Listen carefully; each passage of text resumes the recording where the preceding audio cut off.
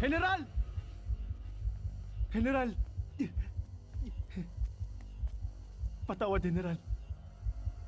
Magsalta ka. Naatasan po kayong samahan ng kalihim upang isagawa ang paglalason sa pinatalsik na Reyna. Sa Reyna? Si Reyna yun. Paano yun nangyari? Anong dahilan? Bakit sa akin binigay ang ganun tungkulin? Hindi ko po alam makasagutan. Ang tanging alam ko lang, nais nila ngayon may isagawa ang parusa.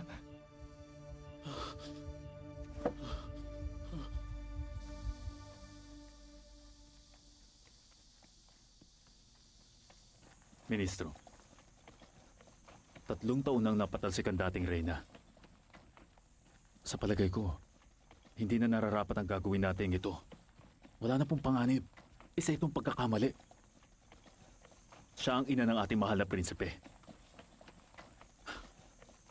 Kapag naging hari na ang prinsipe, Huwag ka mag-alala. Matatapos din ang lahat.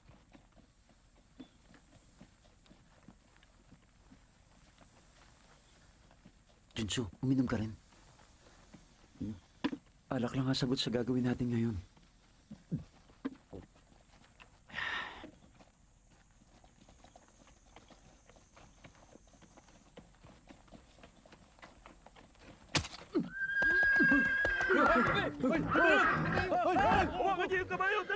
Itabi niyo kabayo! General! Ang pako! Aray! Ano nangyari? Ano lagay niya? Napilayan po siya sa kanyang paa. Ministro, patawad. Hindi ko sasadya. Nakita nyo lahat yun? Maski kabayo, tutol si gagawin natin. Kasi kung hindi, bakit bigla na lang yung natakot at nagwala? Tumigil ka! Nakainom ka ba? Nagawa mong uminom samantalang may mahalaga tayong misyon na dapat gampanan. Patawad, mahal na ministro. Patawad. Kaya mo pa ba? Kaya pa.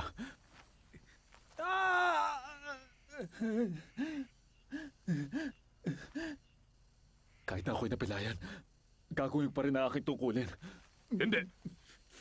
Huwag mo ipagpilitan. At ikaw, mamaya ko ipapataw sa iyo ang iyong kaparusahan. Sa ngayon may iba kang gagawin. Ikaw ang magdadala sa kanya sa manggagamot. Opo, ministro.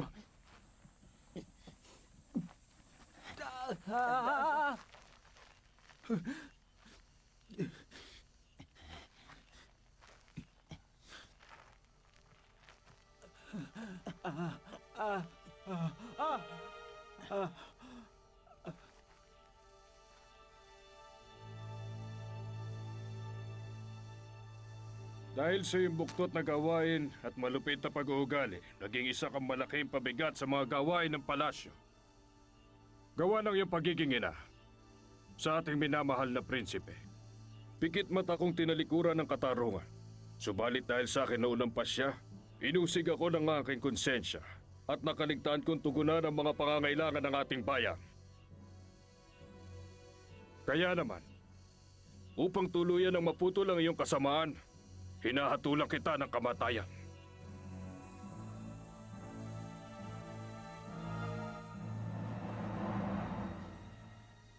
Gusto kong makausap ang mahal na hari.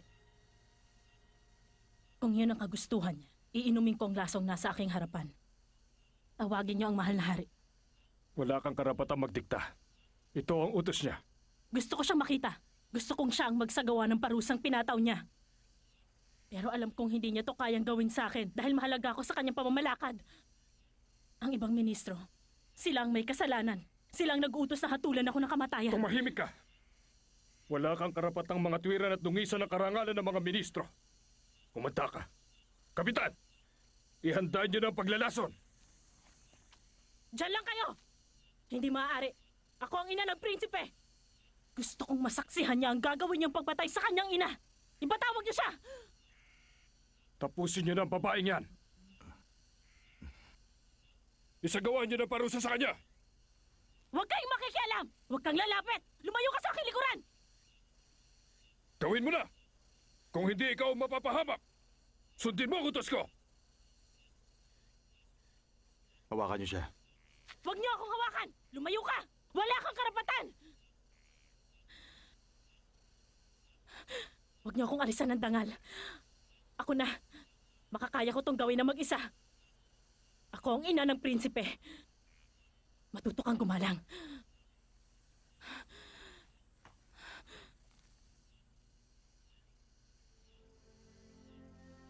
Huwag anak! Huwag! Mahal na Reyna! Mahal kong anak, pamunuan mo ang bayang ito. Hinihiling ko sa iyong ipaghiganti mo ang kamatayan ko.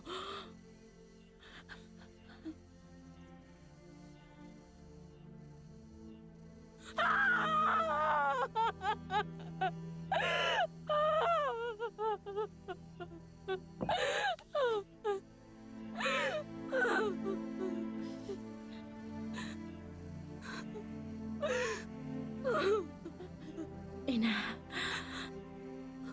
ibigay mo sa prinsipe. Ibigay mo sa kanya para makita niya kung gaano kalupit ang mga taong ito. Kayong lahat na naging saksi sa aking kamatayan. Pagbabayaran ninyo ng malaki ang ginawa niyong ito sa akin.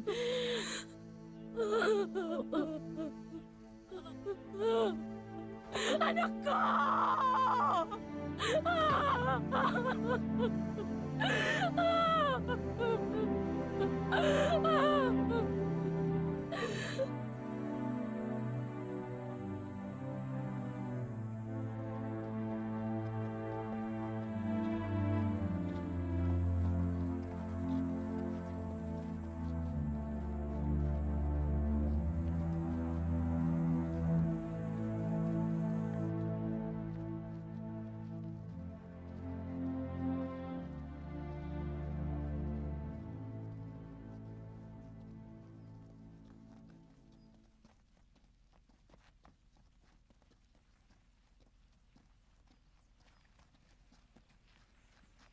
Mahal na prinsipe. Parating na ba dito yung mga nag-aalaga sa akin? Parating na po sila, mahal na prinsipe. Huwag mo sabihin nakita mo ako, ah. Opo, mahal na prinsipe. Mahal na prinsipe! Asa ka na? Magpakita ka! Magpakita ka na! Mahal na prinsipe! Mahal na prinsipe! Magpakita ka na! Asa ka na? Mahal na prinsipe! Mahal na prinsipe! Nasaan ka na?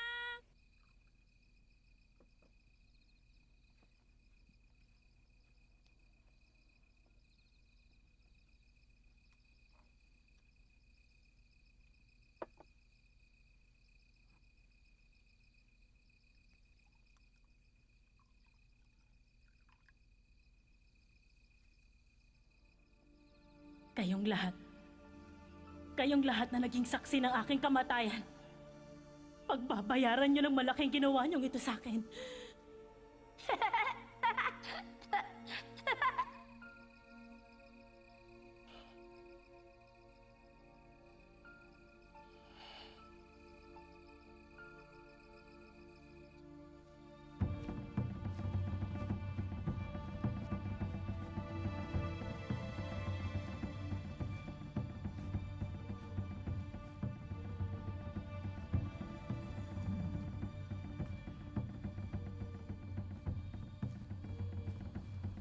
Huwag niyo akong hawakan!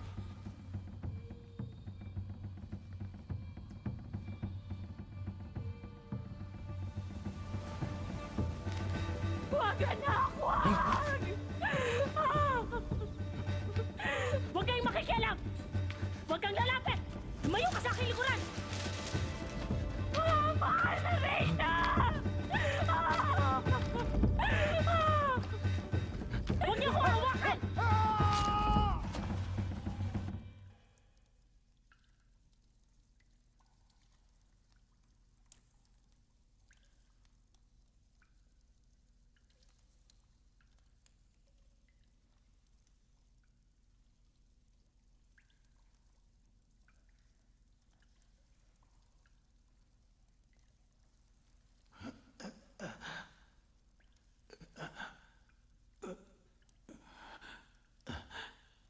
Mabutit gising ka na. Inumin mo. Makakabuti sa iyo yan.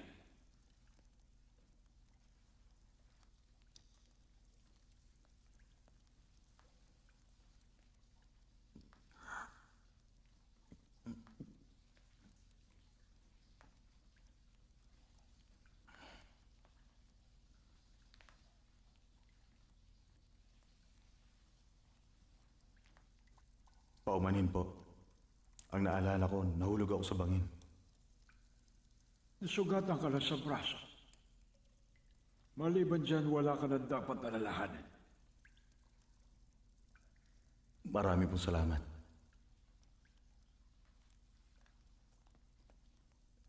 Pero, pasensya na. Kailangan ko na pong umalis. Maaari niyo po bang ituro ang daan palabas?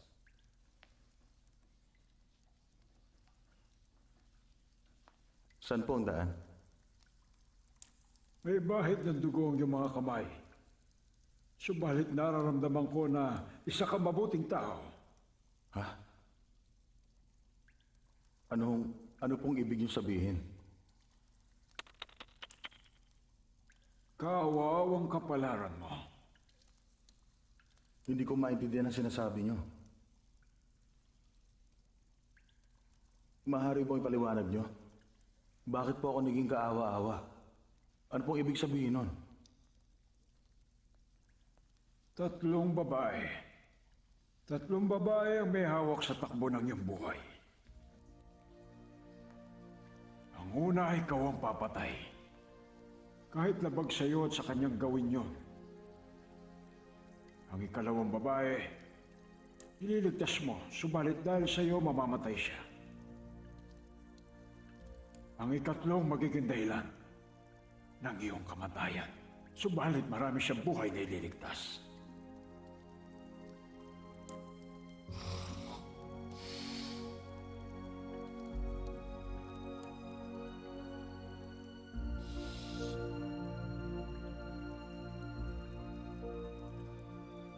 Sabihin niyo sa akin, anong dapat kong gawin? Paano ko may iwasang mangyari ang bagay na yan? Iwasan mo makatagpo ang 3 babae. Pero paano po? Paano ko iiwasan makatagpo ang unang babae? Ang unang babae natagpuan mo na. Kaya ako nasabing kaawa-awa ka naman. Paano yung ikalawang babae? Hindi. Yung ikatlong magiging dahilan ng aking kamatayan. Kung ganun, kung mamatay ako dahil sa kanya, paano ko maiiwasan matagpuan ang ikatlong babae? Makakaligtas ka sa pangatlo kung maiiwasan mo ang ikalawa. Paano? Sabihin niyo na sa akin. Paano ko maiiwasan ang ikalawa? Sabihin niyo na po sa akin.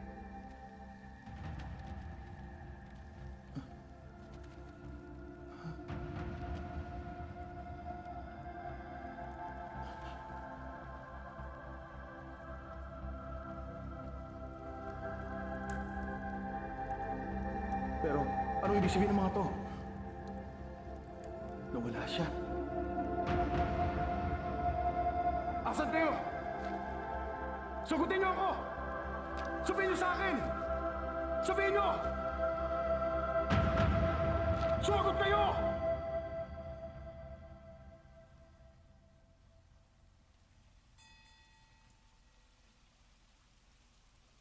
Ano pong ibig sabihin yan? Itong una, Gyum, ang ibig sabihin, isang walang galang kung magsalita. Itong ikalawa, Sun, nagpapakita ng pagiging mahinahon. At itong ikatlo, Ho, naglalarawan ng kabutihan. Lahat ito, babae ang kinakatawan. Kung gano'n ang unang babae walang galang, mahinahon ang ikalawa, ang pangatlo'y mabuti. May kakilala ka bang nagtataglay ng nabanggit ko? Wala po akong alam. Kapag may gustong ipasang lihim na mensahe sa tao ang mga pantas, gumagamit sila ng handyang. Ano pong lihim yun? Hindi mo alam kung ano. Pag binasag ang mga kataga sa handyang at pinarapiraso ang mga bahagi nito, mababago ang kataga at mabubunyag ang isang sikreto. Halimbawa, sinabi ng ilan na ang anak ng puno ang nakatakdang mamuno sa atin. Isang puno at isang anak. Ang ibig sabihin nito ay yi, sila ang nakatakdang maging pinuno. Kung ganun, ano pong nililihim ng mga katagang yan? Ang unang kataga, Nagpapahiwatig ng isang babae na nakatagpo mo ngayong araw. Maaaring kaibigan o kaya kakilala mo pa lang. Kailan mo pa ba ito nakuha? Kahapon ko lang po nakuha. Kung kahapon mo lang ito nakuha, may babae ka bang nakatagpo kahapon?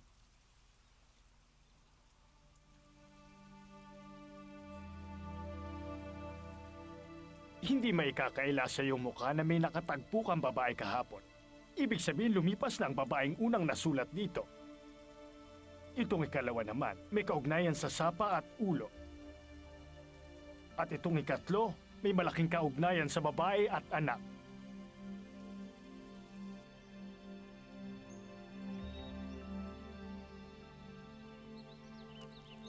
Kung ganon, ang unang babaeng tinutukoy sa nakasulat ay si Rene yun. Pero, paano yung ikalawa at ikatlong babae? Sino sila?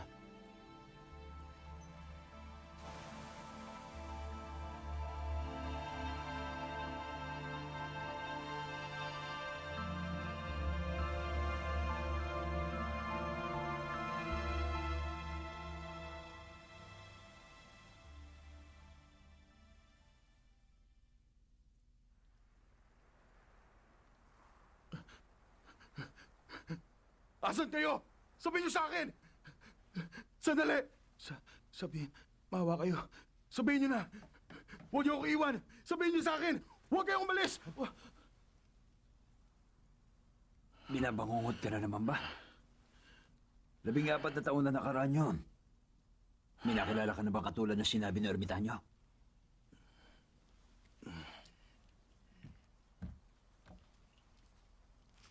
Dahil doon, hindi ka pa rin nag-aasawa hanggang ngayon. Malapit ka na mag-40. Hindi ka interesado makipagkilala sa mga babae. Ang sabi mo sa akin nun, balak mo nang iwan ang pagiging kapitan. Chunso, pinahihirapan mo lang ang sarili mo niyan. Wala tayong kasalanan. Dala yun na pagbabago ng panahon. Hindi mo yung mapipigilan. Nagbago ng harap dinastiya.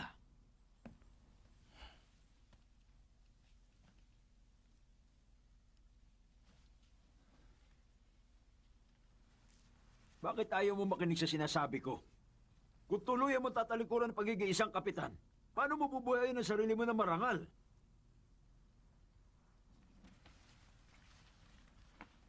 Kailangan ko na umalis. Umalis? Kailan? Pagkatapos sa mga gawain ko, bukas ng umaga. Nasisiraan ka na talaga ng bayat. Hindi ko maalis sa isip ko ang mga mata niya. Sa akin siya huling tumingin bago siya bawian ng buhay. Ngayon naman, iba na ang hari. Napakalupit niya. Di ba? Nagawa niya ipapatay ang paboritong usa ng dating hari. Mapagiganti si Haring Yonsan. Nagawa rin papatay ng bagong hari ang kanyang guro na si Ginoong Jaseo. Nililipol niya ang lahat ng may kaugnayan sa dating hari. Paano pag nalaman niya ipinapatay din ng dating hari ang kanyang ina?